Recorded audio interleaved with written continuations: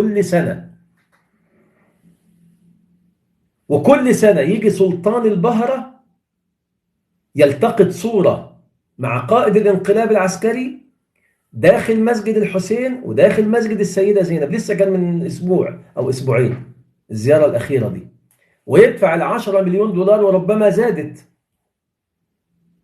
هل يجرؤ حد بقى من دعاة الفتنة بتوع الشيعة دول إنه يطلع يتكلم عن البهرة؟ لا. ليه؟ لأن قصة الشيعة دي خلاص اتفهمت، وإن الحوار كله حوار سياسي، وإنه المشكلة كلها طلعت من التيار السلفي الوهابي لتمزيق هذه الأمة. ولما مزقوا الأمة هيمزقوها بإيه؟ مزقوها على أساس فرق تسد. ونفس المشايخ اللي كانوا بيطلعوا أيام مبارك هم اللي طلعوا بعد كده أيام مرسي، وهم نفسهم اللي بيطلعوا دلوقتي أيام السيسي، والأمور زي تمام التمام. هل يجرؤ واحد منهم يتكلم عن البهرة؟ مستحيل، مستحيل، رغم ان هم كفار رسمي. فقصة الشيعة والسنة دي يا اخوانا قصة سياسية بامتياز، يصدرها دعاة الوهابية من أجل تمزيق الأمة الإسلامية فقط لا غير. وبيطلعوا بقى أكاذيب، يقول لك ده عندهم قرآن غير القرآن، وبيطوفوا حوالين كعبة غير الكعبة،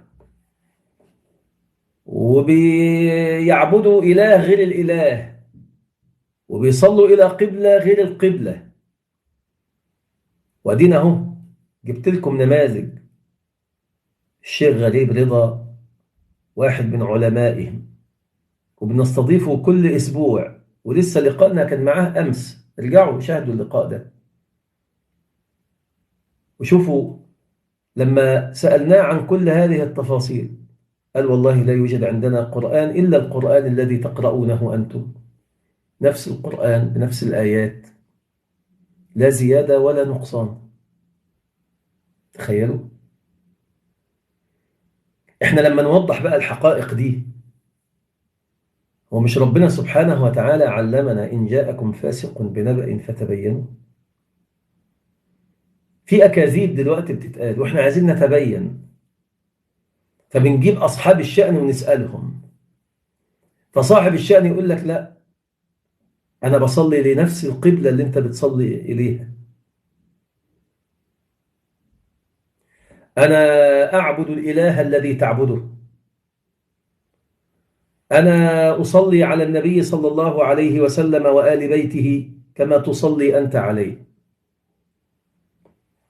أنا أصلي 5 صلوات في اليوم كما تصلي أنت 5 صلوات في اليوم، ونقرأ في صلواتنا القرآن الذي تقرأه، احنا بنصوم رمضان معاكم، عندنا عيد الفطر وعيد الأضحى. الله، سبحان الله العظيم. طب ده نكفره ازاي ده؟ فيطلع لك واحد يقول لك أصل بيسب الصحابة، يطلع الأخ يقول لك أقسم بالله نحن لا نسب الصحابة، بل ده عندنا فتاوى صدرت من مراجع دينية بتحريم سب الصحابة. يطلع يقول لك ازاي ده أمير قرشي بيسب الصحابة، الأخ يقول لك ده أمير قرشي ده يمثلنا، احنا أصلا بنكفره هو وأمثاله، هو ياسر حبيب، لأن ده دخيل على الشيعة، لا يمثل الشيعة ولا يمثل المذهب الشيعي ولا أي شيء. الله. طب يقول لك ده بيطعنوا في السيدة عائشة، يقول لك والله ما طعنا، بل نحن نؤمن. امبارح الأخ قايلها بلسانه، نؤمن أن من يطعن في أم المؤمنين عائشة أو في إحدى زوجات النبي صلى الله عليه وسلم إنما يطعن في دين الله، وبالتالي نحن لا نقر من يطعن في أمهات المؤمنين، بل يحرمون ذلك، يحرمون ذلك.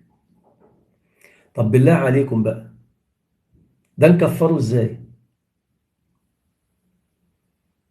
يقول لك أصل هو كده بيستخدم التقية. يبقى أنت مش فاهم يعني إيه تقية، لأنك أنت كمان بتستخدمها. التقية عندنا جائزة بالمناسبة. آه. وإلا بقى يبقى كفر سيدنا عمار. إيه رأيك؟